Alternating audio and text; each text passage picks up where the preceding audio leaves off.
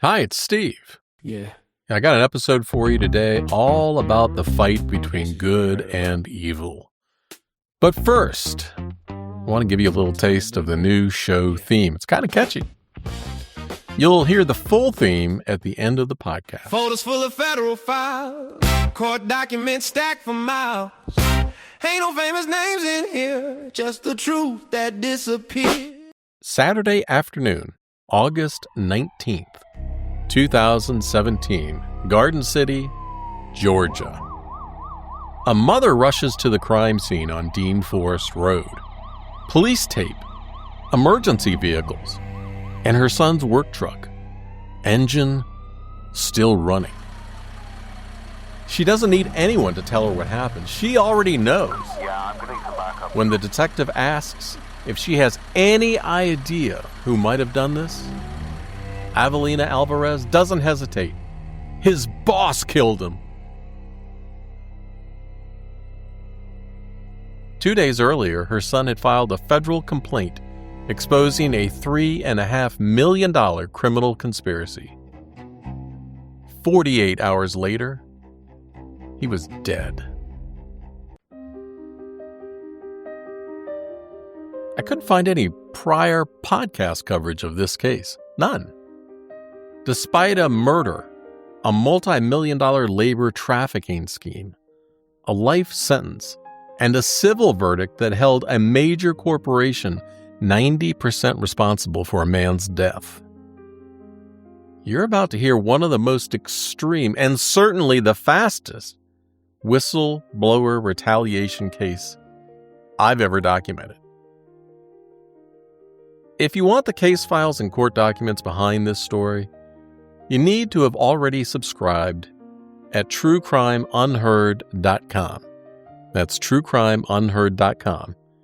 So don't miss out on future episodes if you want to get the secret link to all the court documents. Go and subscribe now. And stick around to the end because I told you, I got that new theme song, and I think you're going to really dig it. It's funky, I like it, and I hope you do too.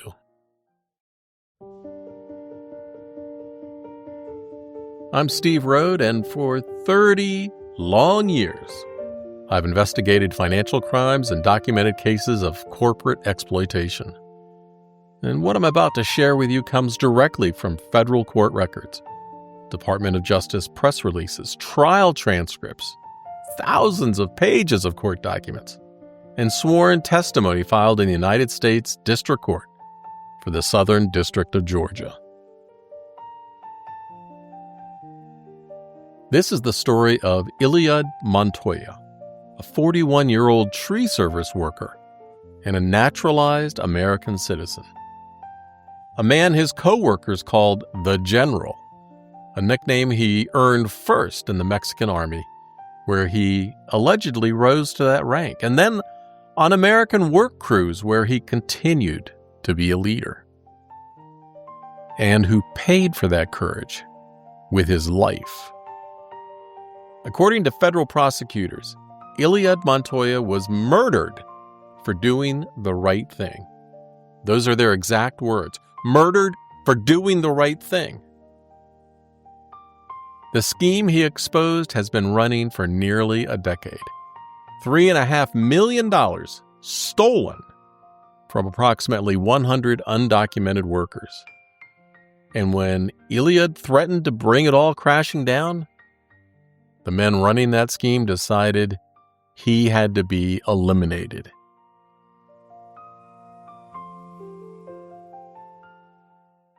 According to the getaway driver's confession, 141 pages of transcript, that word meant exactly what you think it means. Before we go further, let me give you the 4 people at the center of this case. You have Eliud Montoya. He's the victim. A naturalized citizen, a tree service worker, and the man his crew called the General. He's the whistleblower. Then you have Pablo Rangel Rubio, Eliud's supervisor at Wolf Tree. according to prosecutors, the mastermind of the decade-long labor trafficking scheme. He gave the order. Juan Rangel Rubio, Pablo's brother. According to the federal indictment, he pulled the trigger. And then we have Higino Perez Bravo. He's the getaway driver. He dropped Juan off at the travel center about 500 feet down Old Dean Forest Road, and then picked him up at a freeway on-ramp about 1,000 feet from the crime scene. When Juan climbed back in, his shoes were wet and he was very scared. Perez Bravo was paid $26,000 for his role. One victim, 3 conspirators, and a corporation that ignored the warnings. Now let me tell you who Eliud Montoya was. Savannah, Georgia, summer 2017. The heat starts early and it doesn't quit. By 7 a.m., the humidity is already clinging to your skin, and the tree crews are already on the road. To understand what happened on that August Saturday, you first need to understand who Eliud Montoya was. He was born in Mexico, and like millions of others, he came to America seeking opportunity.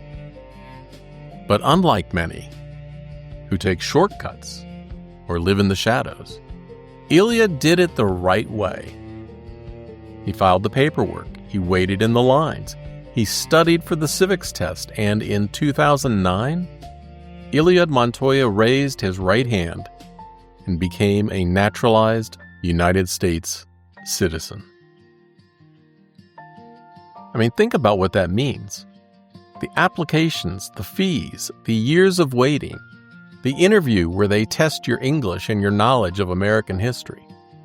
He earned that citizenship the way you're supposed to earn it, through patience, through persistence, and through playing by the rules. By 2017, he had been an American citizen for 8 years. 8 years of building a life, 8 years of working, 8 years of doing things the right way. He worked for a company called Wolf Tree, a subsidiary of Davey Tree Expert Company, one of the largest employee-owned tree care companies in North America. You might have seen their trucks on the road. His job was trimming trees around utility lines in the Savannah area. And as I said before, his co-workers called him the General. According to his wife Maria's testimony at trial, the nickname wasn't just a figure of speech. Before coming to America, she said Eliud had served in the Mexican army and rose to the rank of general. And when the undocumented workers on his crew were being exploited, cheated out of wages, forced to work under fake names, trapped in a system they couldn't escape, the general was the one who stepped up.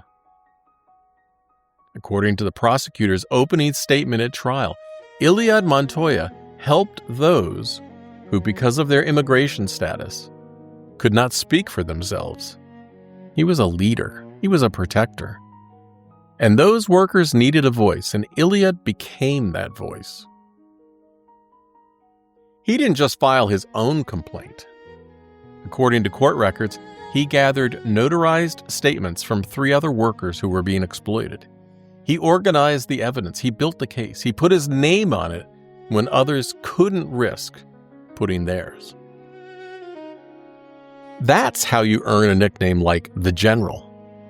Not by barking orders, but by taking responsibility for the people you care about when no one else will. According to court records, Eliud worked 7 days a week, every day, no exceptions. He was always the first one at the truck in the morning, coffee in hand, checking equipment before anyone else arrived. He was the sole financial provider for his extended family. His mother, Avelina, had stopped working because Eliud could support her. And his wife, Maria, was working a bit, but he was supporting the family as well. They lived at Savannah Pines Mobile Home Park. It's the kind of place you've driven past 100 times without really seeing it. It sits along Dean Forest Road in Garden City, Georgia, a few miles from downtown Savannah, tucked behind a wall of pine trees that block it from casual view. Inside the mobile home park, maybe 100 trailers arranged in neat rows along narrow internal roads. Single wides and some double wides in white and tan and cream, each sitting on a small lot with just enough room for a driveway and a patch of grass. Some residents have added wooden porches or decks, and window AC units hum against the Georgia heat. There's a community pool where kids splash in the summer, and speed bumps that force you to slow down as you drive through. From the air, the white and tan roofs look like dominoes arranged on a green felt table. It's not glamorous. The water goes out sometimes. The rent is higher than you'd expect. But for families like the Montoyas, immigrants working hard and building something, Savannah Pines was home. A place to come back to after long shifts. A place to raise kids and barbecue on weekends. And a place to dream about what comes next. His mother would say it best in an interview given the same day he died. In an interview with WJCL television recorded the day of his murder. He was the only supporter of the family. He sustained all of us. He supported all of us. I didn't work because I was able to stop working, and so did his wife. 567 people would eventually light memorial candles for him online.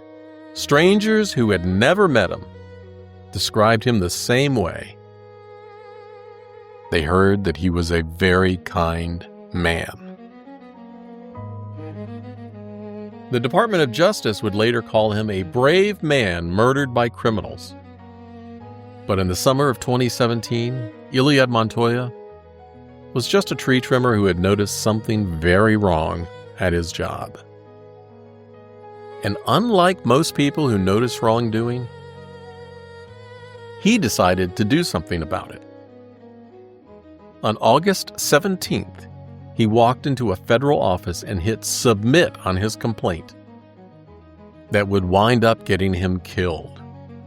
And within hours, the phones started lighting up. But first, you need to understand the world he was trying to change and the cage his boss had built around 100 workers.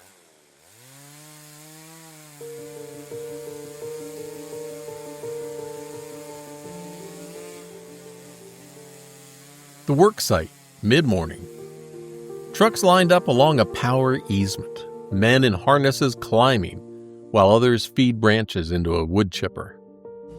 This is where Eliud spent his days and where he first saw what Pablo Rangel Rubio was doing. To understand the danger Eliud walked into, you need to understand the world he was trying to change. His supervisor at Wolf Tree was that man, Pablo Rangel Rubio. According to federal indictments, Pablo was a Mexican citizen who was in the United States illegally. He had been working as a supervisor for Wolf Trees for years, despite his immigration status. Consider the irony. An undocumented immigrant supervising a naturalized American citizen, an illegal alien in charge of verifying worker eligibility, the fox guarding the henhouse. But Pablo's real business, according to prosecutors, it wasn't tree trimming. That's not how he made his money. It was labor trafficking. According to court documents, Pablo spent nearly a decade hiring undocumented workers. He housed them in a trailer park that he owned. He provided them with fake identities and fraudulent Social Security numbers to get them through the hiring process. And then, according to the federal indictment, he systematically stole from them. The scheme worked like this. Wolf Tree would issue paychecks to employees. Pablo would intercept those paychecks. He would cash them himself, and then he would pay the workers in cash, keeping a significant portion for himself. Think of it like a cage. Pablo built a cage and held all the keys. He controlled their housing. They lived in his trailer park. He controlled their employment. He decided who worked. He controlled their documents. The fake IDs came from him. They couldn't go to the police. They couldn't complain to management. They couldn't leave without losing everything. According to prosecutors, Pablo was skimming approximately $10,000 every single week. Over 10 years, that added up to $3.5 million, according to federal filings. More than $3.5 million. And Eliud Montoya saw all of that.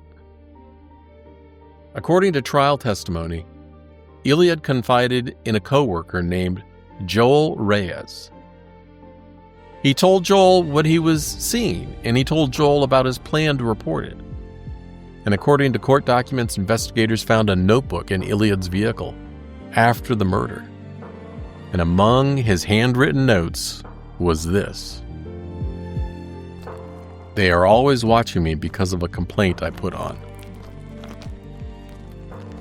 Joel Reyes would later testify that he warned Eliud. He told him to be careful. He told him the wrangles are big. He told him that Pablo had family who might be willing to do more than just threaten. Eliud filed his complaint anyway. He knew the risk. He filed anyway. Because some things matter more than safety. By Thursday in Savannah, the countdown had a calendar date. August 17th, 2017.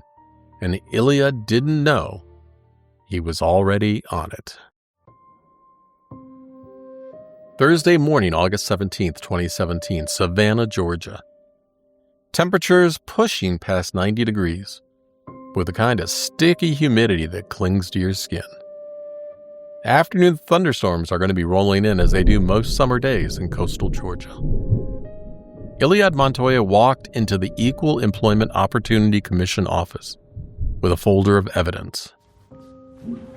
According to federal records, he filed a formal complaint alleging that Pablo Rangel Rubio was running an illegal labor scheme.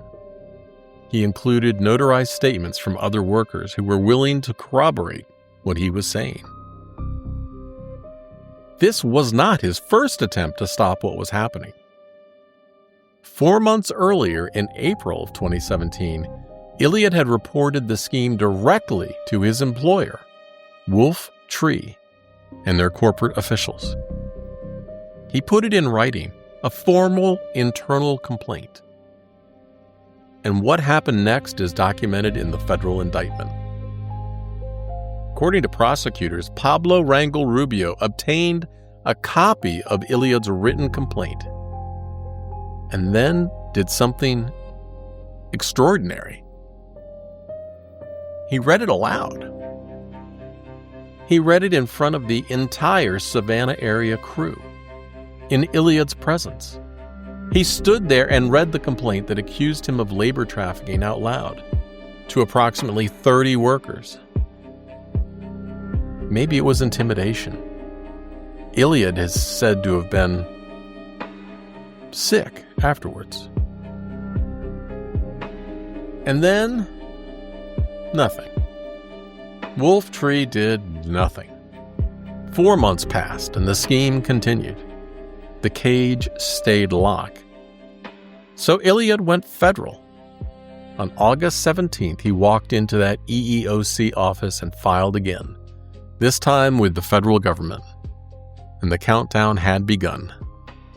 48 hours. Saturday, August 19th, another oppressively hot Georgia day. Temperatures in the upper 80s, bright sun beating down through the scattered clouds. According to prosecutors' opening statement at trial, Juan Rangel Rubio's day started early that morning. He called Higino Perez Bravo and told him to meet him at Kroger on Highway 17. And when Perez Bravo arrived, Juan climbed into his white van. And then they went hunting. According to the prosecution, phone location data and surveillance video would later show that white van circling the area of the mobile home park for nearly 4 hours, just waiting for the right time, waiting for the right place. Perez Bravo drove. Juan sat in the passenger seat, scanning out the window, telling Perez Bravo where to turn, where to go. And for 4 hours they circled, watching, waiting. Then Juan told Perez Bravo to drop him off at the Pilot gas station. About 500 feet from Eliud would be found. According to trial testimony, Juan got out of the van carrying a little brown bag. He told Perez Bravo to leave. He would call him when he was ready to be picked up. And then Juan waited for his opportunity. According to court documents, at approximately 1:30 in the afternoon, someone found Eliud Montoya on Old Dean Forest Road. To understand where he died, you have to picture the area. Old Dean Forest Road runs through Garden City, not far from the Dean Forest Baptist Church. It's a quiet 2-lane road, the kind of place where you can stand in the middle of the asphalt and hear little, maybe you hear birds, some distant traffic from the main highway. On one side of the road, a thick wall of pine trees and scrub brush. Dense Georgia woods that swallow sound and block any line of sight within 20 feet. On the other side, a residential neighborhood, small houses set back from the road, a church, families going about their Saturday afternoon. Eliud's work truck was a white-cabbed tree service rig with a dark black bed and a red crane with some equipment. It was parked on the left side of the road, facing oncoming traffic. His body was found on that side, the side facing the trees, away from the houses, away from any witnesses who might have been looking out their windows from across the street. On a hot Saturday afternoon in August, while most people were staying inside their air conditioning, this stretch of road might as well have been on another planet. The perfect place to wait for someone. Eliud Montoya lay face down in the grass beside his truck, on the side facing the woods. His nose was broken. His work truck was still running beside him, and the radio was still playing. His car keys in the ignition, his cell phone visible on the dashboard. And on his feet, still perfectly in place, were his flip-flops. According to the lead detective's testimony, this detail was highly unusual. In his training and experience, flip-flops are the first thing that normally gets tossed off. When someone is involved in a struggle or trying to defend themselves, the flip-flops fly. But Eliud's were still on his feet. Properly displayed, the detective testified. Eliud never saw it coming. According to the prosecutor's opening statement, at least 5 shots tore through Eliud Montoya's body. In the back, in the head. The full extent of the damage wouldn't be known until the autopsy. According to sworn testimony, when the first officer checked for a pulse, there was none. When EMS arrived and checked for a heart rhythm or breathing, nope, there was none. Approximately an hour to an hour and a half later, Eliud would officially be pronounced dead, and the investigation became a homicide. According to the search warrant affidavit, the Chatham County Deputy Coroner examined the body at the scene. The murder scene was just down the street from his home at Savannah Pines, just far enough that no one from the park would hear anything, and just close enough that the killers knew exactly where to wait. The Chatham County coroner would later confirm that the attack happened on foot. This was not a drive-by. This was not random violence. Someone had walked up to Eliud Montoya, shot him multiple times, and left him to die. In broad daylight, roughly 5.5 hours before sunset on a sunny Saturday afternoon. And when he was done shooting, according to the prosecution, Juan Rangel Rubio called for the getaway driver. He called Perez Bravo. Within hours, his mother, Avelina, arrived at the scene. WJCL News captured what happened next. An interview you are about to hear, recorded that same day. I didn't know. I didn't know anything. Until the moment I came to the scene, I didn't know anything. Avelina Alvarez got the news her son was dead. She gathered her family and rushed to the scene in front of their neighborhood. I feel so sad. It has left my family with nothing. But when police asked her if she had any idea who might be responsible, Avelina Alvarez answered without hesitation. His boss killed him. She was right. Eliud's brother, Geraldo, would later tell reporters that same day, "My heart is broke. I'm going to stay sad for the rest of my life, I guess."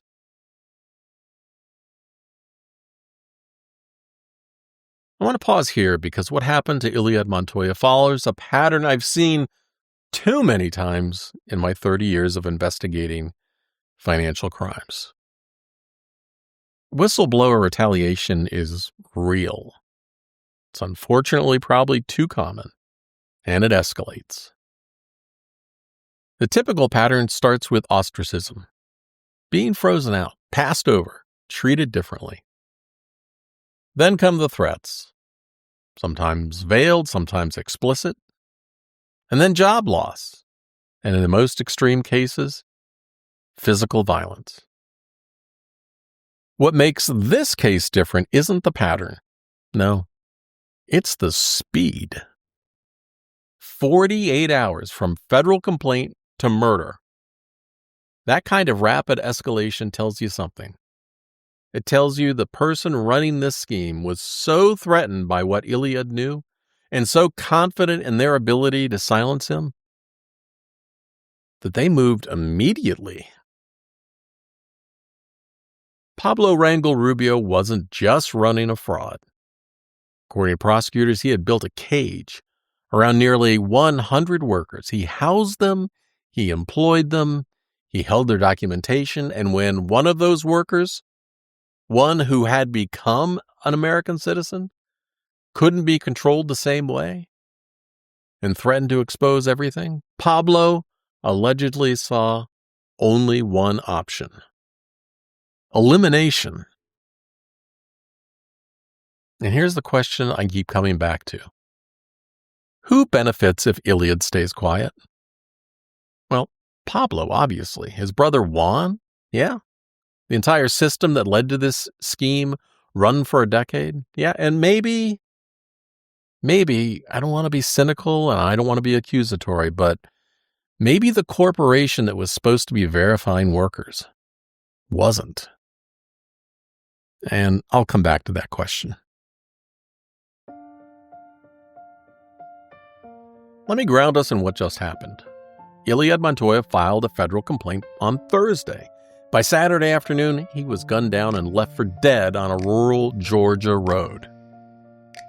His mother arrived at the scene and told police exactly who was responsible: his boss.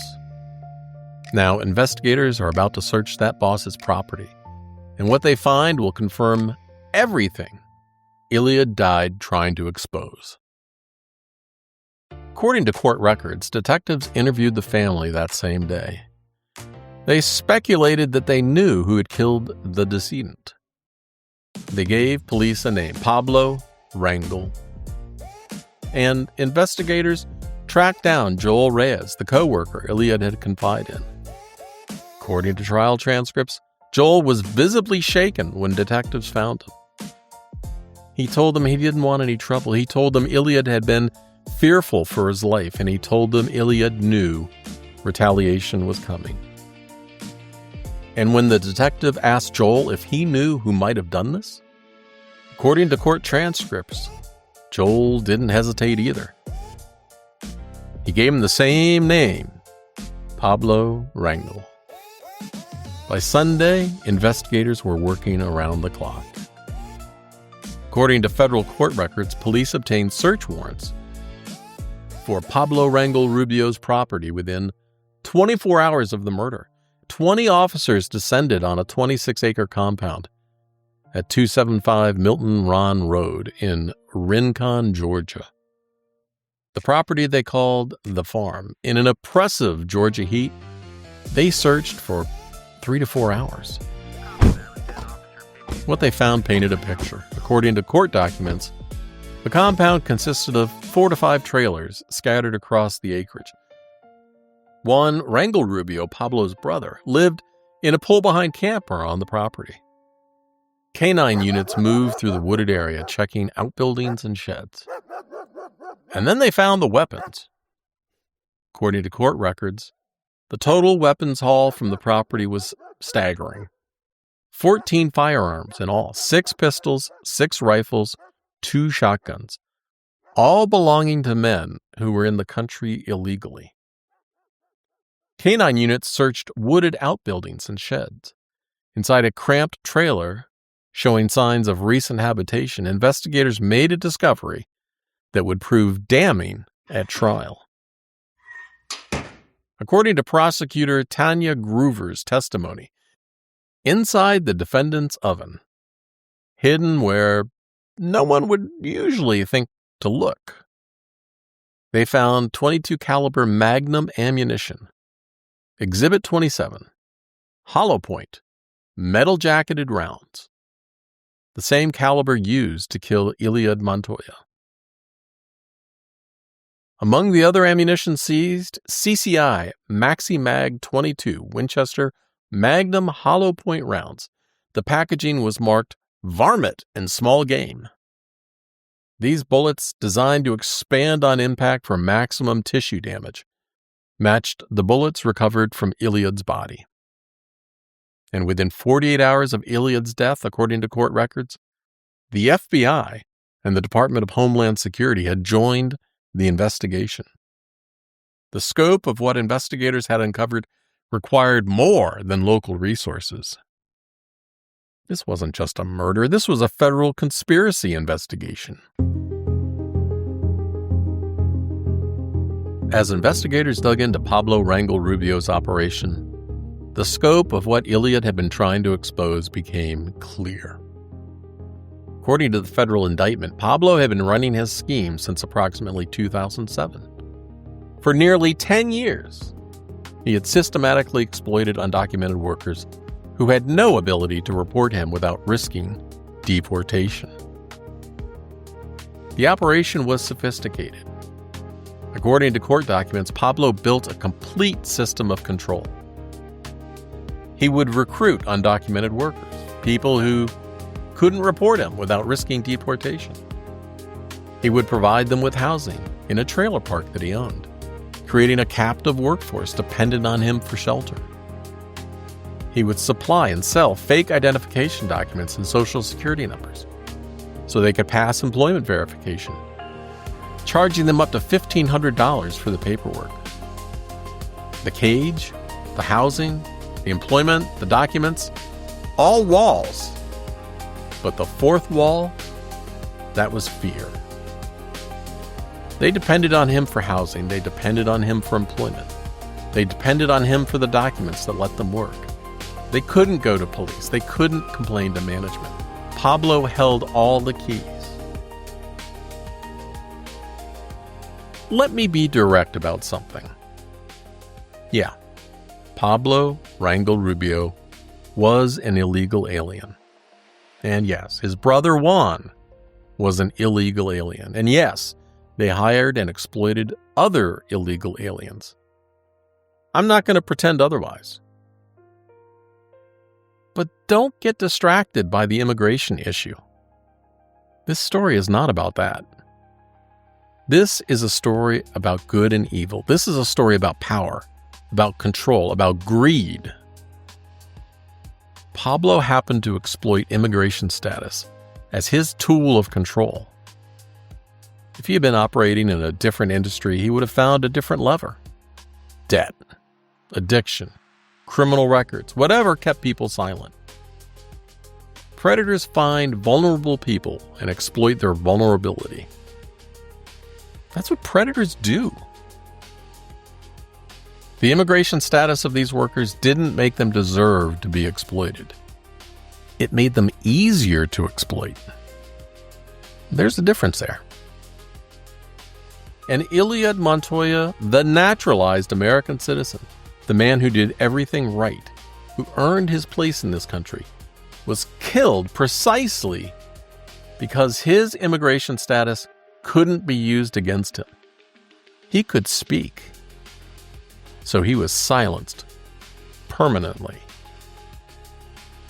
The prosecutor put it plainly in her opening statement. Eliud Montoya spoke out. He helped those who, because of their immigration status, could not speak for themselves, and that's why he died. And then Pablo would steal from them. According to prosecutors, Pablo would receive the workers' paychecks directly. He would cash them, and he would pay the workers in cash, keeping a portion for himself. Court records indicate he was skimming approximately $10,000 every week.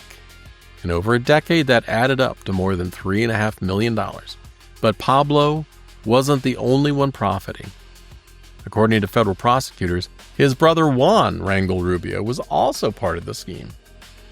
Combined court records show the brothers received a lot of money through their fraudulent operation. And Wolf Tree, the subsidiary of Davey Tree Expert Company, had been paying employees through this system for years. Despite being contractually obligated to verify employment eligibility, despite Eliud's internal complaint 4 months before the murder. Who benefits if Eliud stays quiet? See, now you're starting to see the list. 4 other defendants would eventually be charged for their roles in this conspiracy. According to court records, they received sentences of up to 24 months, lower-level participants in a scheme that had grown far beyond one man's operation. When Eliud filed his EEOC complaint, he wasn't just threatening Pablo's income. He was threatening to expose a decade of corporate negligence and tear down the cage entirely.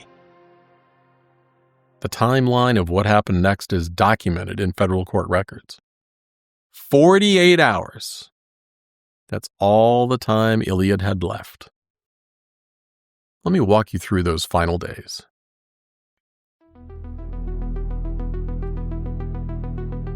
April 24th, 2017. 4 months before the murder, Eliud reports the labor trafficking scheme directly to Wolf Tree corporate officials. He puts it in writing, a formal internal complaint. And then something extraordinary happens. According to the federal indictment, Pablo Rangel Rubio obtains a copy of Eliud's written complaint, and within days, he decides to make an example of the man who filed it. According to trial testimony from Oscar Cruz, one of Pablo's crew leaders, Pablo told him to call a meeting of all Savannah area employees. And the purpose, according to Cruz, to confront and embarrass Montoya about the complaint.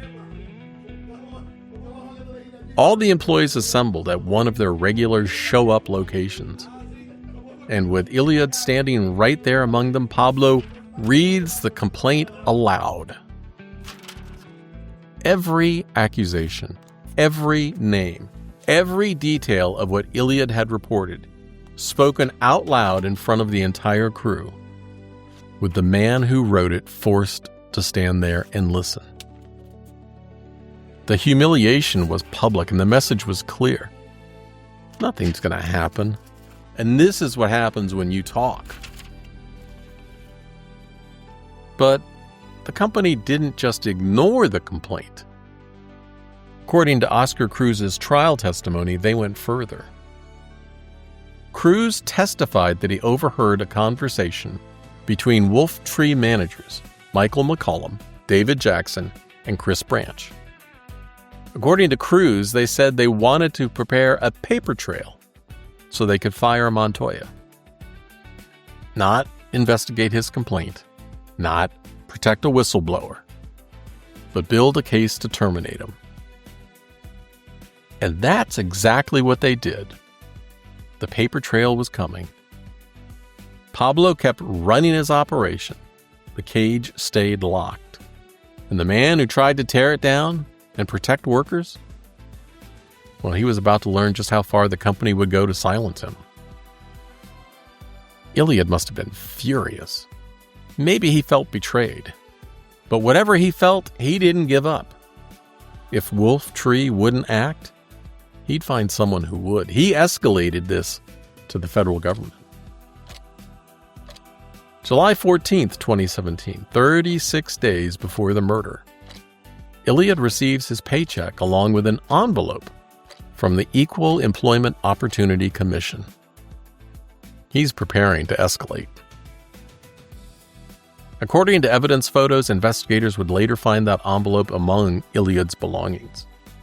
A manila envelope from the EEOC's Savannah local office, and inside was his paycheck stub from Wolf Tree. Check number 56867. His employee number. His hourly wage, $17.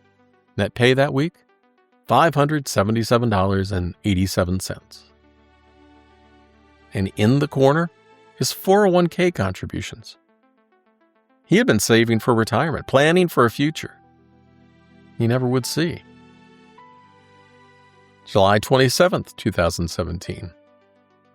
23 days before the murder, Joel Reyes, Eliud's co-worker, files his own complaint about the scheme.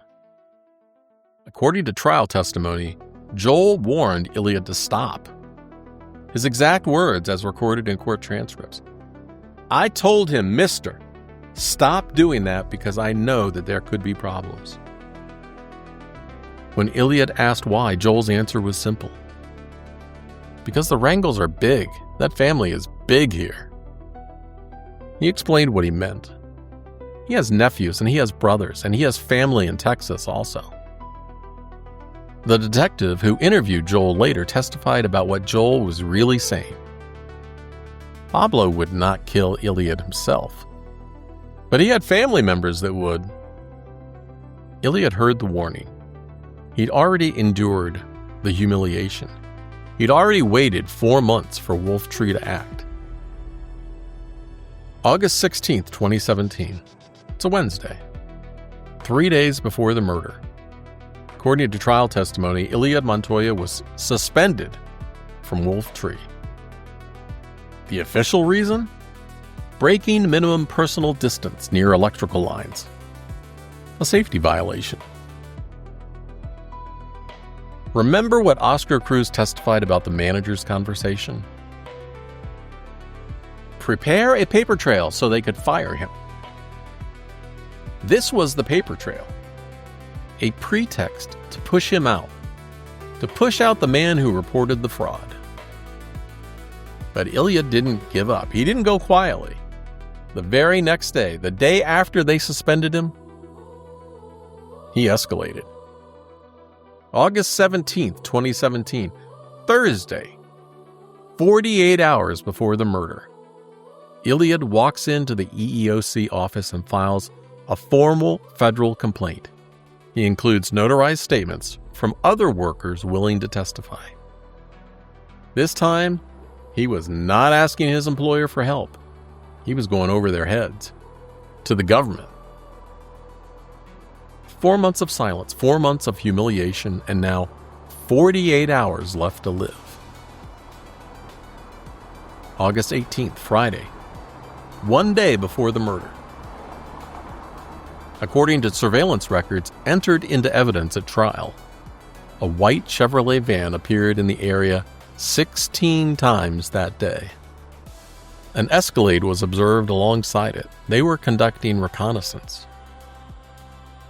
The van would become crucial evidence. According to court photos, it was a white Chevrolet Express cargo van with a ladder rack on top.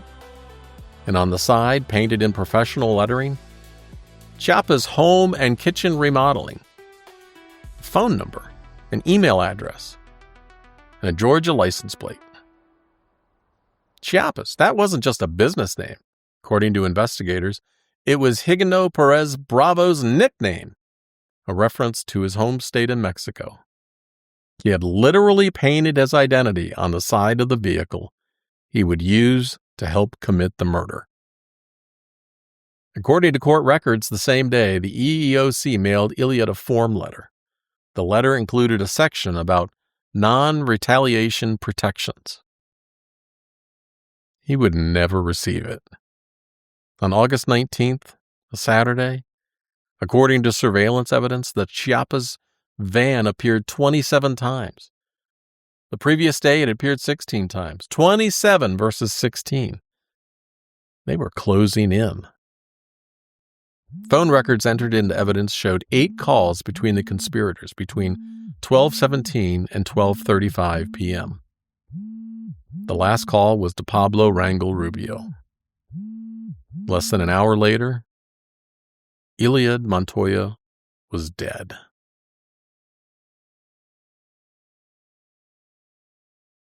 We're at the point in this story where everything changes. Eliud Montoya is dead. His family knows who's responsible. Investigators have found the weapons, the ammunition, the evidence of a decade-long criminal enterprise. But what we haven't answered is the most important question yet. How did Pablo Rangel Rubio arrange for Eliud to be killed? Who pulled the trigger? And what did they confess when investigators caught them? Hey, if this story is hitting you the way it hit me when I first discovered it, I want you to know there's more. Full case files, court documents, the evidence that convicted 3 men. If you're a subscriber, you would have gotten an email from me when this show dropped with the secret link on how you can download that. It's not too late to subscribe for the next one.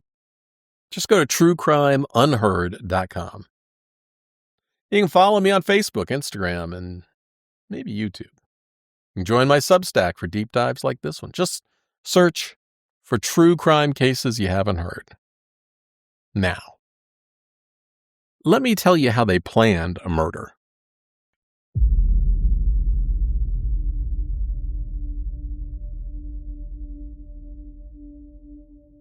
So here's where we are. Pablo Rangel Rubio ran a $3.5 million labor trafficking scheme for nearly a decade. Eliud Montoya exposed it. Investigators have already found 14 firearms at Pablo's compound, ammunition matching the murder weapon, and evidence of systematic worker exploitation. But the question isn't what Pablo did. The question is how he arranged for Eliud to be killed. And according to prosecutors, he paid for it. According to the federal indictment, Pablo Rangel Rubio didn't pull the trigger himself. He kind of paid someone to do it. Court records show that Pablo recruited 2 other men to help carry out the murder. His own brother, Juan Rangel Rubio, and Higino Perez Bravo, the driver from our cast map. Why his brother? Well, according to court records, Juan wasn't just muscle. He was a co-conspirator in the labor trafficking scheme. He worked alongside Pablo and helped hire undocumented workers, helped route paychecks to personal bank accounts. And Juan had his own financial stake in silencing Montoya. Remember what Joel Reyes warned Eliud? The Rangels are big. That family is big here. He said Pablo had brothers and nephews and family in Texas, and Joel tried to warn him, and Eliud filed a complaint anyway. Was he stupid, or was he brave? Or was he being protective of his crew? For the getaway driver, Pablo went outside the family. Higino Perez Bravo wasn't related to the Rangel Rubio brothers. He was a hired hand available with vehicles and willing to participate for money. And he provided a layer of separation? Maybe? But here's something the court records reveal about Perez Bravo that kind of complicates the picture. According to psychological testing presented at trial, Higino Perez Bravo has an IQ of 75.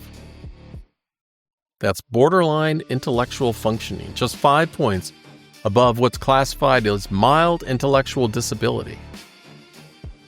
He came from a rural area of Mexico with limited formal education. And expert testimony suggested he struggled to understand complex language, including legal Spanish used in his Miranda warnings. All right, look, I got to stop here because I found something in the court records that I'm still kind of wrapping my head around. A linguistics professor testified in this case, Dr. Robert Leonard from Hofstra University. That's a respected private school out on Long Island. This guy is a forensic linguist. He studies how language works in legal settings. He's testified in federal courts all over the country. And he examined the Spanish language Miranda form, the standard one, the form the FBI uses and Homeland Security and federal agencies use everywhere. And here's what blew me away. The form uses the word tribunal for court and a different word for provide.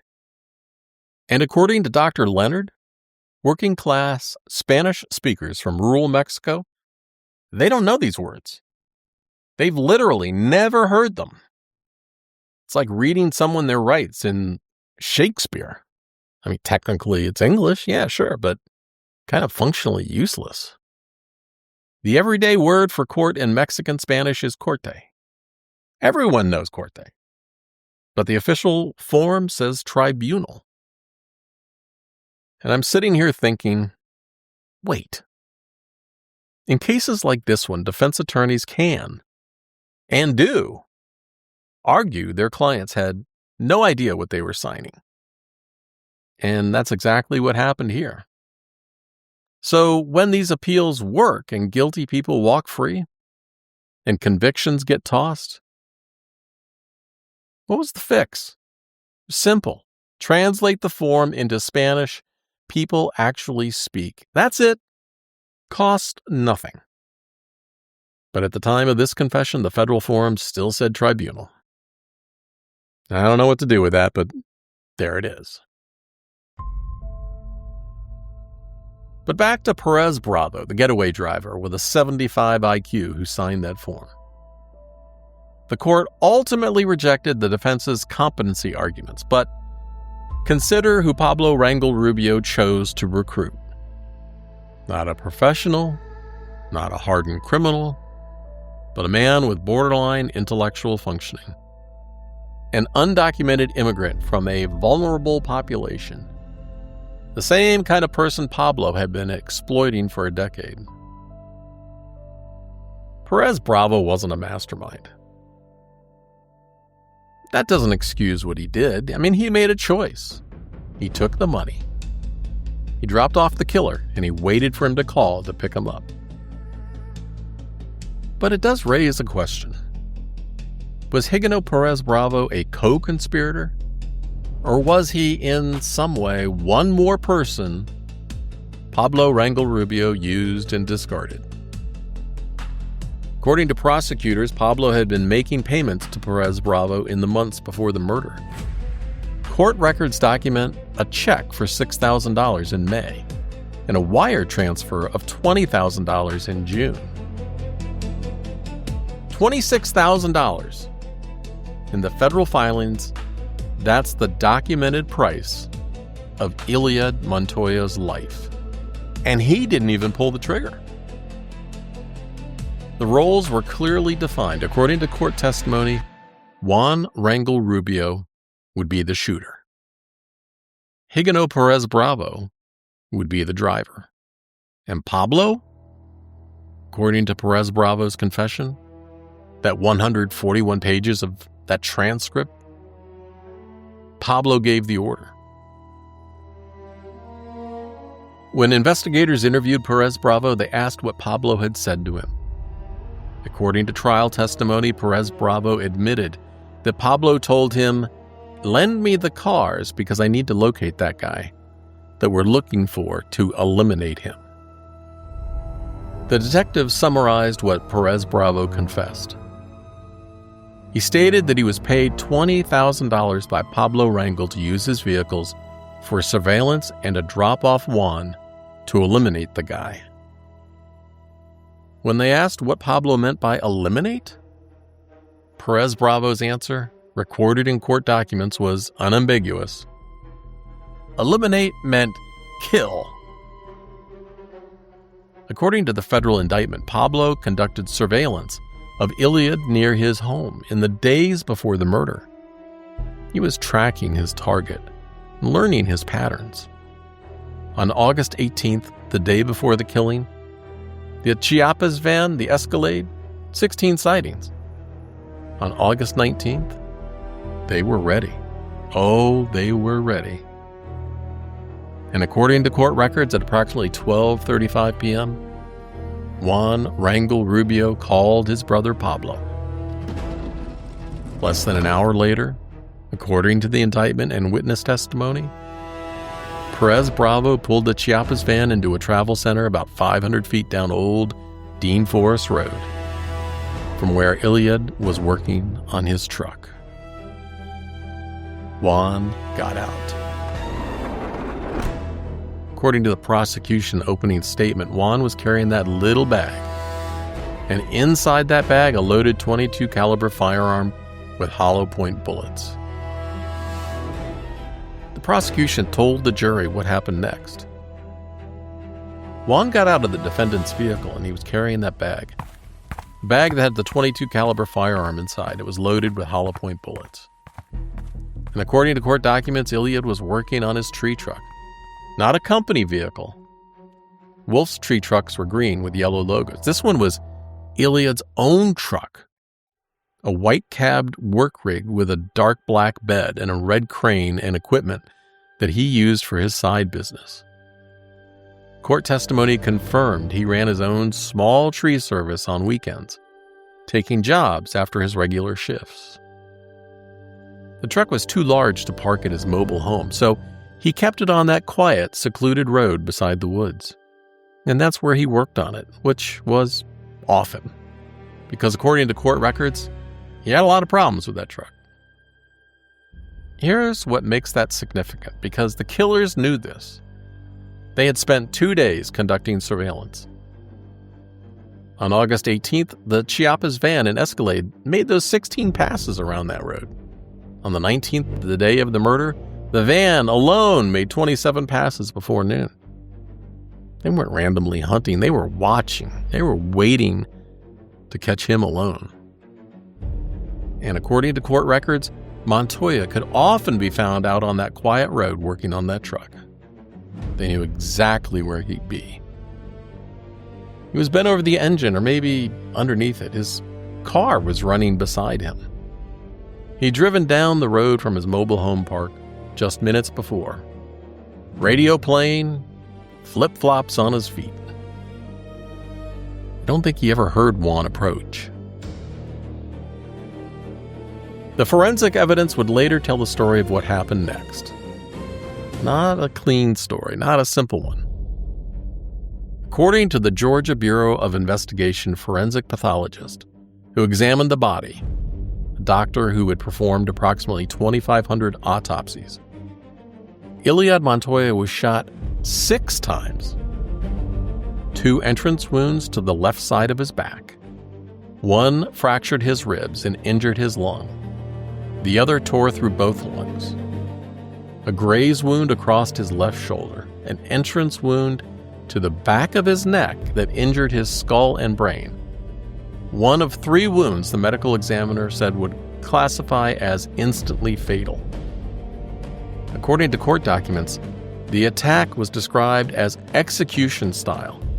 Eliud did not exhibit wounds, suggesting he had fought his assailant. I mean, think about what that means. 6 gunshots.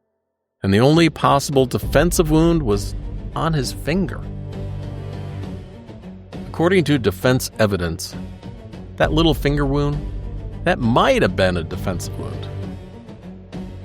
which meant at some point, maybe after the first shots, maybe as he fell, maybe as he lay on the ground, Eliud Montoya raised his hand to protect himself. The general didn't just fall, he fought. And then there's that wound to his mouth. This wasn't an exit wound. According to the pathologist's testimony, this was a separate entrance wound. The bullet entered on his lip, passed upward through the roof of his mouth, through his skull and into the front of his brain. It fractured his jaw and knocked out teeth. In and of itself, the pathologist testified this wound was fatal. And the prosecutor's opening statement described what this meant. Juan took out that gun and fired at least 5 metal-jacketed hollow-point bullets that tore through the body of Eliud Montoya, tore through his head. And the prosecutor continued, he used it to silence Eliud Montoya. He used it to silence that problem employee. Shot in the mouth, a bullet that entered the lip and traveled upward, according to the prosecution, that would carry a message. This is what happens when you talk. According to the confession transcript, Perez Bravo picked Juan up at the freeway on-ramp about 1,000 feet from the crime scene. And here's what the getaway driver noticed about the man who had just committed the murder. The detective asked Perez Bravo, was Juan nervous? And Perez Bravo's answer, recorded in the transcript, I saw he was very... And the detective prompted, agitated? Yes, Perez Bravo confirmed. Like very scared and something like that. The detective asked if there was blood, if Perez Bravo saw a gun. He never just got there, got into my van, and his feet were wet, his shoes. The detective repeated back, his shoes were wet? And that was it. Juan Rangel Rubio climbed into the van with wet shoes, agitated, maybe scared. The detective never asked where the water came from, but Eliud Montoya lay bleeding in the grass beside his truck. They left Eliud Montoya face down in the grass beside his truck, engine still running, radio still playing, his flip-flops still on his feet. According to the trial testimony, when the first officer arrived and checked for a pulse, nope, there was none. And when EMS arrived and checked for a heartbeat, no, there wasn't. 6 shots later with hollow-point ammunition designed for varmint and small game. According to the medical examiner, 3 of those wounds were instantly fatal. The others would have required immediate medical attention to survive. And the general never had a chance.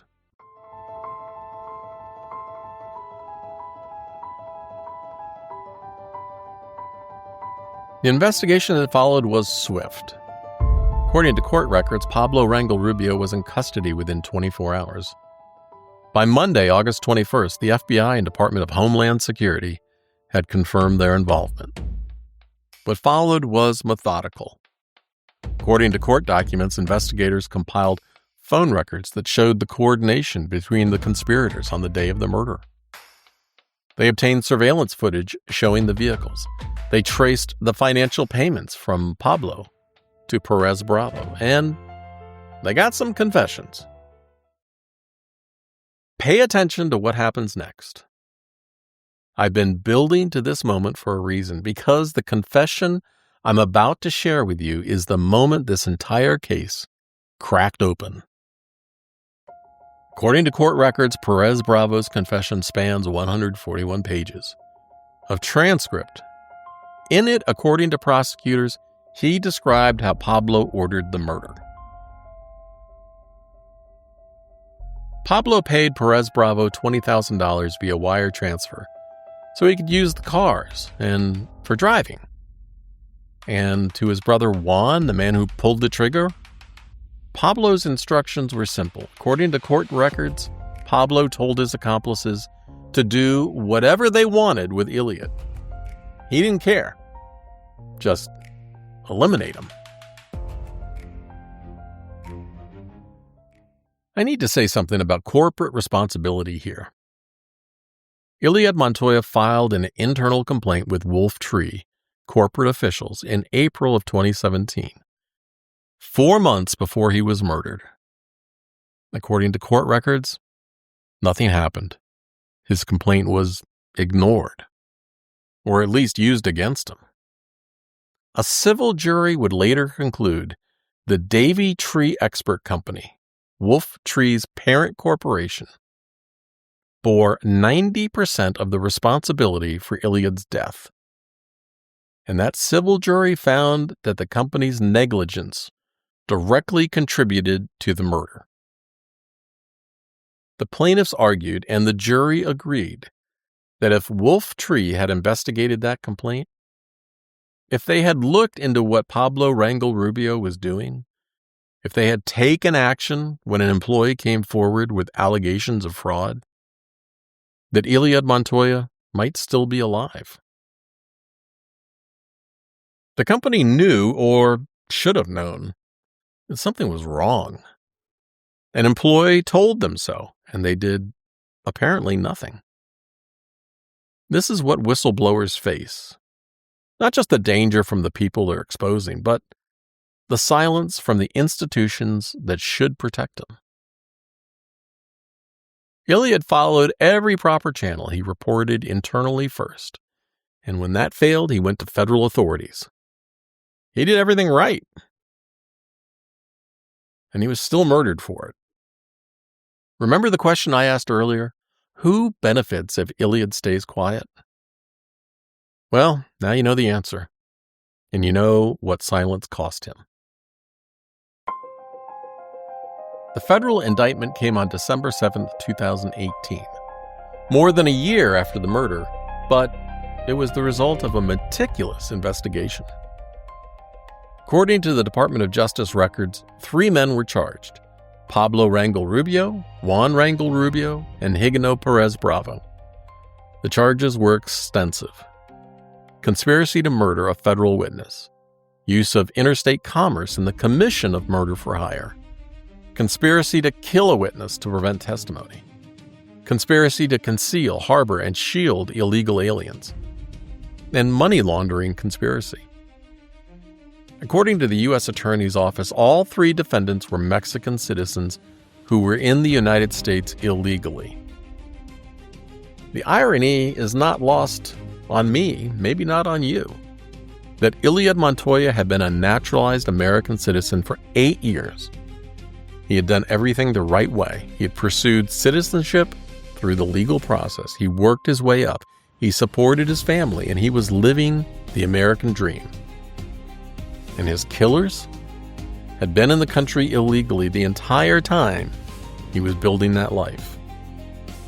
And the workers Eliud tried to protect, they were also undocumented, trapped inside the cage Pablo built, unable to report the exploitation without risking deportation. The perpetrators weren't just undocumented, they were undocumented immigrants exploiting other undocumented immigrants and using their shared vulnerability as a weapon. Eliud was the one person in the system who could speak up without fear of deportation. And that's exactly why they killed him. The government considered seeking the death penalty.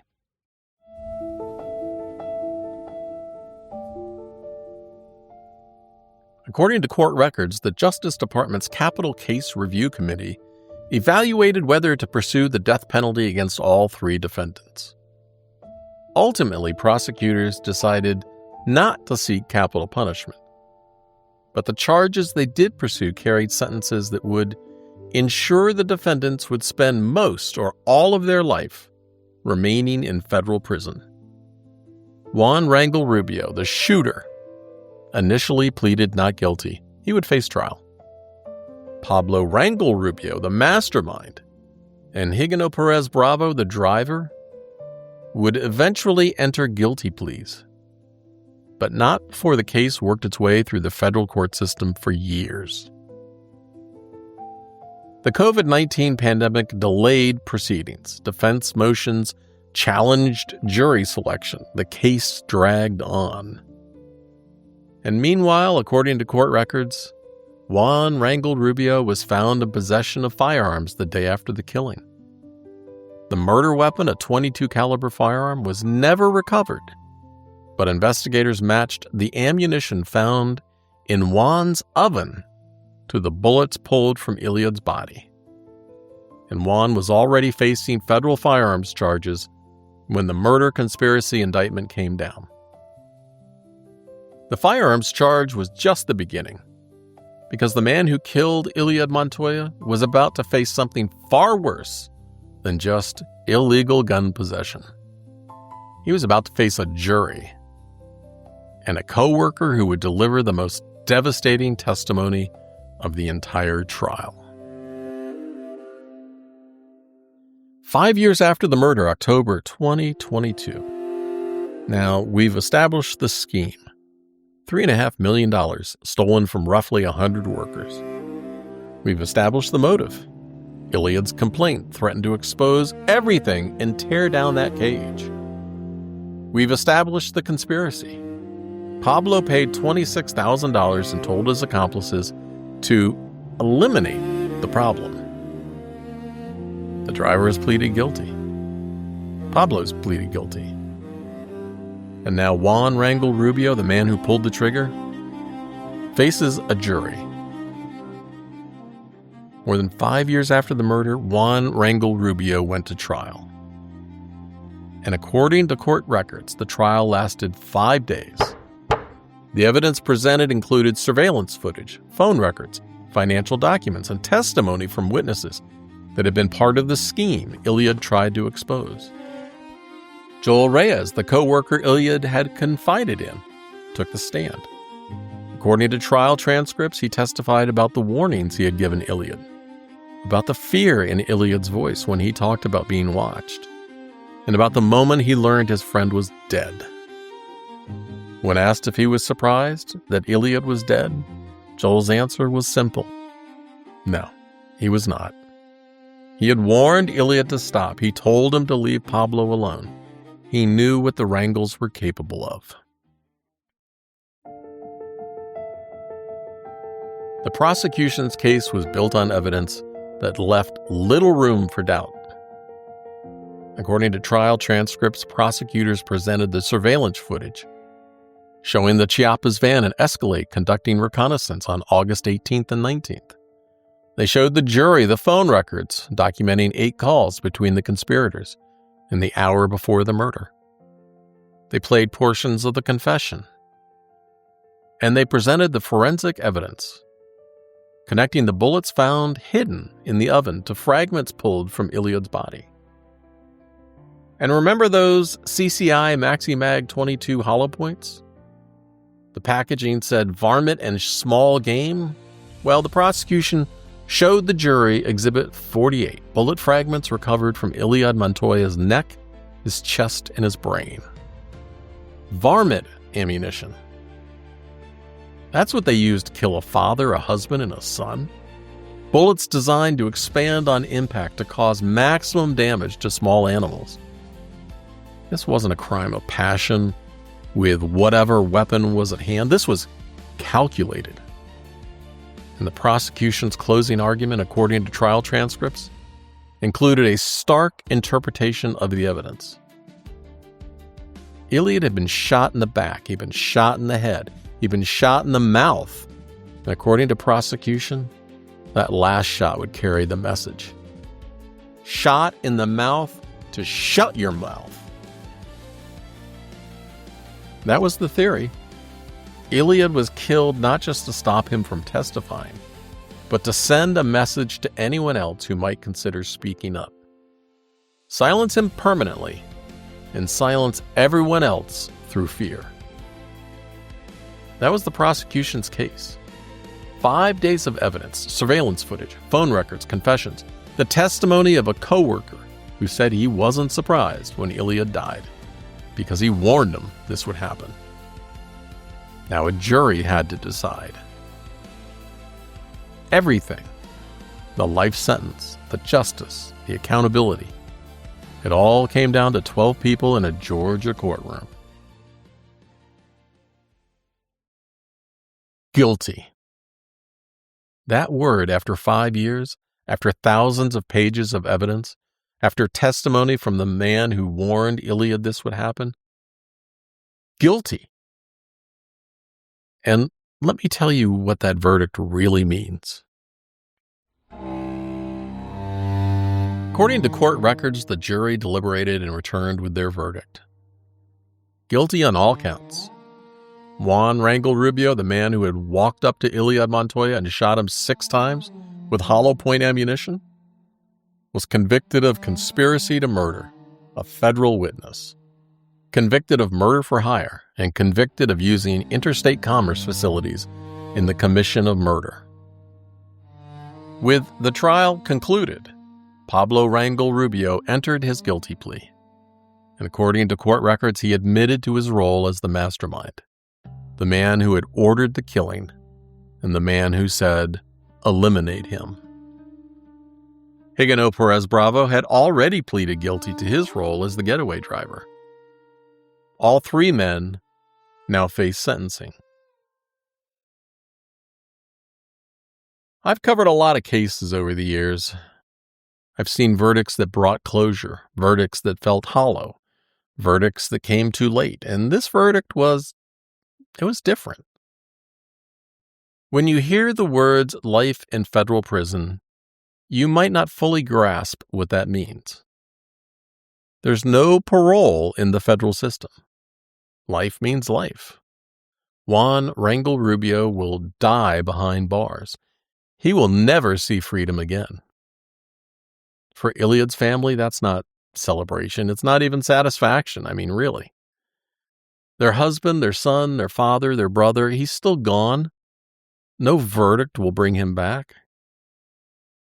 But there's something in the weight of that sentence, something in knowing that the man who pulled the trigger will never walk free again. It doesn't erase the 48 hours between complaint and murder. It doesn't bring back the years Eliud should have had with his family. But it's something. I mean, it's got to be something.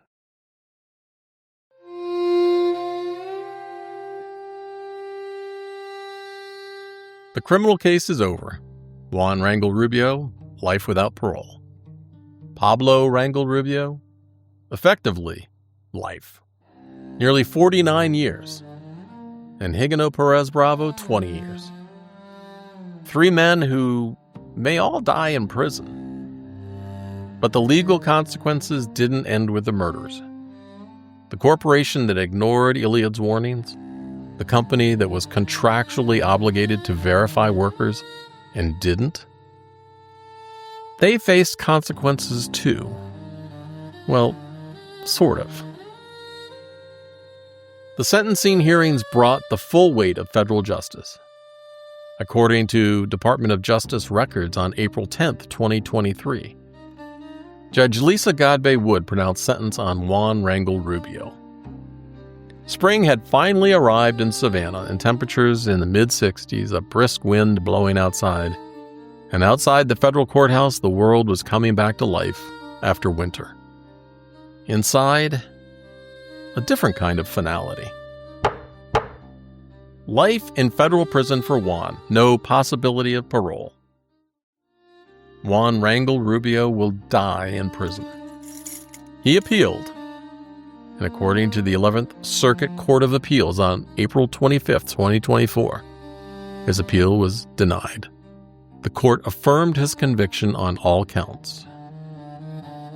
6.5 years after Eliud Montoya was gunned down on a sunny Saturday afternoon, the legal process was finally, completely over. The life sentence stands. There's no further appeal. According to court records, Juan was also ordered to pay restitution to Eliud's estate. On paper.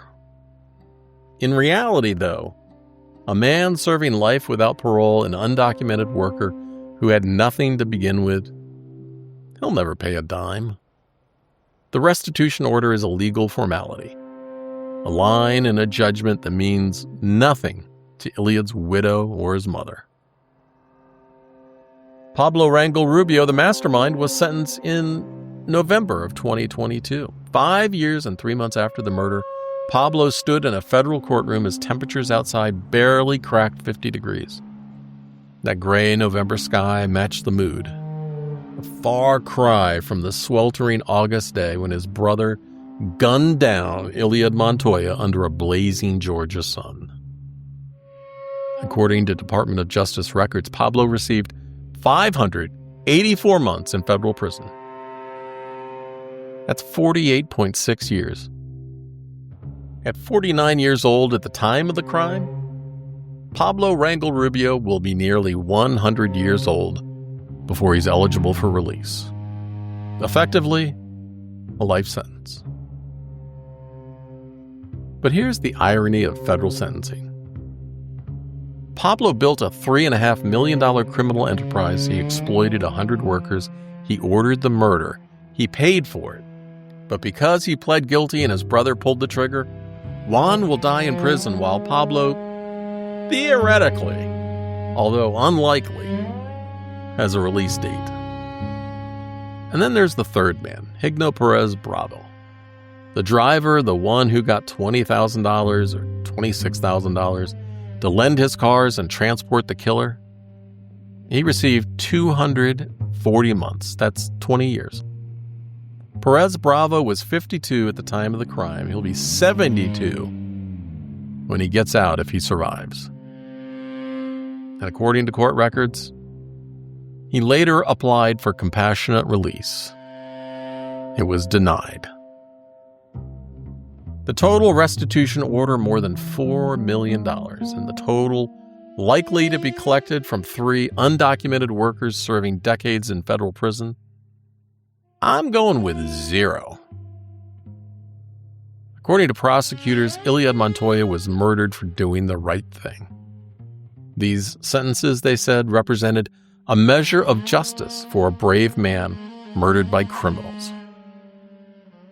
But justice in this case means prison cells, not financial recovery for the family left behind. And there's one more piece of this story, because the criminal convictions were only part of the accountability. The corporation that ignored Eliud's warnings, the company that let this scheme operate for a decade, well, they wound up facing consequences too. And what those consequences reveal about corporate accountability in America might be the most troubling part of this entire case. The legal consequences didn't end with the criminal case. According to federal records, on July 13, 2023, Davey Tree Expert Company and its subsidiary, Wolf Tree, entered into a settlement with the United States government. The total? $3,984,325.44. According to the settlement agreement, this included restitution to Eliud Montoya's estate. It included forfeiture of the profits Wolf Tree had made from the contracts where illegal labor was used, and it included civil penalties. The settlement acknowledged what Eliud had tried to report: the labor trafficking, the illegal hiring, the cage that had operated for nearly a decade while corporate officials either didn't know or didn't care to find out. But the civil case went further. According to the court records, in June 2025, a civil trial was held against Davey Tree Expert Company, and the jury was asked to determine the company's responsibility for Eliud's death. And their verdict? Davey Tree was 90% at fault. 90%. In the civil judgment, the jury found that this Forbes Best Employers Company, their employee-owned company, the oldest tree care company in North America, bore 90% of the responsibility for Eliud Montoya's death. The total awarded exceeded $5 million, And according to court records, Eliud's widow, Maria Montoya, was awarded $3.1 million. But here's what Davy Tree didn't face. No criminal charges. The federal settlement was structured as a non-prosecution agreement. In exchange for paying $3.9 million and cooperating with investigators, the company avoided criminal prosecution entirely. No executives went to prison. No one from corporate faced personal consequences for the failures that put Eliud's complaint in the hands of his killer. No public apology. Not to Maria, not to Avelina, not to the family that lost everything. $3.9 million sounds like a lot, but Davy Tree is a $1.8 billion company. That settlement represents less than 0.25% of their annual revenue. Maybe it's just the cost of doing business. The 3 men who murdered Eliud Montoya will spend the rest of their lives in federal prison. The company that was 90% responsible for creating the conditions that led to his death and paid a fine, they moved on. Who makes the call when paperwork turns into violence? In this case, no one at corporate even answered it.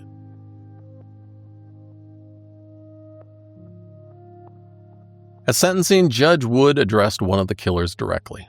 According to court transcripts, she said, "The evidence at trial showed that the victim, Mr. Eliud Montoya, took a brave and righteous path to complain to the EEOC about mistreatment.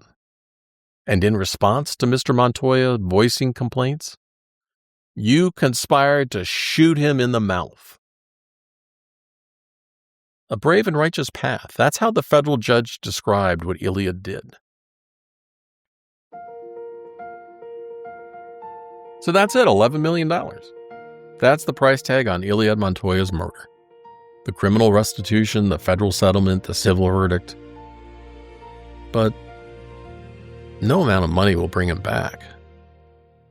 His mother, Avelina, spoke to WJCL television on the day her son died. You heard her voice earlier in this episode. Now, listen to what else she said.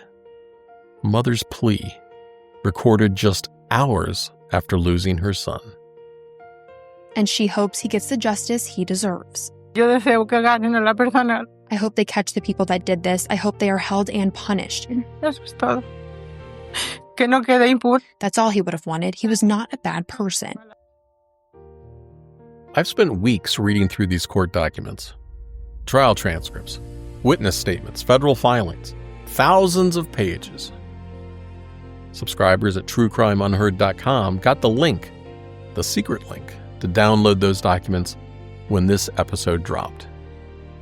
Primary sources matter. I want to speak directly to Eliud's family for a moment, to Maria, to Avelina, to his children, to anyone who loved him. I've read thousands of pages describing the worst thing that ever happened to your family. And here's what I need you to know. In all of those pages, in all of that testimony, not a single person, not one, had a bad word to say about Eliud. His coworker, Joel Reyes, when asked about him by detectives, said simply, he was a good guy. That's how the people who worked alongside him remembered him. The federal prosecutor in open court said he spoke out and helped those who, because of their immigration status, could not speak for themselves. That's how the United States government described your husband, your son, and your father. A federal judge called what he did a brave and righteous path. And those are the words in the official record. Brave and righteous. The detective who caught his killers described him as what I would deem as a whistleblower, a man who tried to do the right thing. His co-workers called him the general, remember? They looked up to him. Not because he gave orders, but because he led. Because when something needed to be done, he did it. And because he looked out for the people who couldn't look out for themselves. And that leadership, that courage, it's what got him killed. Because he refused to stay silent. Because he filed the complaint anyway. That's who the general was. He worked 7 days a week every single day so his mother could stop working. To care for his wife and children. He carried his whole family on his back. And I don't think he ever complained about the weight. And when he saw nearly 100 workers being exploited, trapped inside a cage they couldn't escape, he spoke up for them. Even when his first complaint was ignored. Even when his friend warned him, the wrangles are big. Even when Pablo humiliated him in front of his coworkers. And even when he wrote in his notebook, "They are always watching me." He filed his complaint anyway, because that's who he was. Remember that EEOC envelope the investigators found among his belongings? His paycheck stub, his employee number, and his 401k contribution. He was saving for retirement. $17 an hour, putting away money for a future he believed in. He did everything right. He became a citizen. He worked every single day. He saved for tomorrow. And they killed him for it. And when they shot him 6 times, from behind like cowards, his body was found in the grass beside his still running truck, just down the street from home. He never had a chance to say goodbye. But I think your father was a hero. And I think the court records prove it. And I think the testimony proves it. The prosecutors proved it. I hope you know that. And I hope you have always known it. And I hope that now more people will know it too. I started this episode by telling you that this case was never covered on a podcast before. I still think that's true. And despite everything, the murder, the multi-million-dollar fraud, the life sentence, the civil verdict holding a major corporation 90% responsible for a man's death, I don't think anyone's told this story until now. I don't know why, but that ends today. Eliud Montoya's story deserves to be heard. Not just because it's a story about crime and punishment, or good and evil, but because it's a story about the kind of person we should all hope to be. Someone who sees something wrong and tries to fix it. Someone who protects people who can't protect themselves. And someone who does the right thing, even when the right thing might get him killed. His killers are in prison. The corporation that ignored his warnings was held accountable, and the scheme he tried to expose was dismantled. The cage he tried to tear down is gone, and the workers he tried to protect saw the men who exploited them brought to justice. Eliud Montoya didn't live to see any of that, but it happened because of him. And to his children, your father was the kind of man any of us would be proud to call a friend. I know I would. The kind of man who makes you believe people can still be good. And the court records are full of evidence and exhibits, but the most important thing in those records is the picture they paint of who your father was. He was not a bad person. He was a good man, a brave man, a hero. And now his story has been told. Yeah. If this story moved you, I need to ask you something. Can you please rate and review this podcast? It helps other people find these stories. Stories that haven't been told anywhere else. You can subscribe at truecrimeunheard.com. You can follow me on Facebook and on Instagram and YouTube, Substack. Just search True Crime Cases You Haven't Heard. I'm Steve Rode. Stay curious. Stay safe. Stay subscribed. And enjoy the full show theme song. Bye. Every single verified word. We honor the people, tell the whole story. No exploitation, just the glory of the truth coming to light. Cases overlooked, we make it right.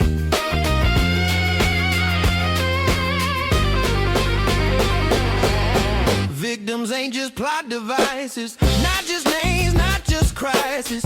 Families deserve the dignity. Stories told with integrity. 30 years I walked this road. Investigations heavy load. From the dispatch desk to the mic, getting every detail right. True crime cases you have heard. Every single verified word. We honor the people, tell the whole story. No exploitation, just the glory of the truth coming to light. Cases overlooked, we make it right.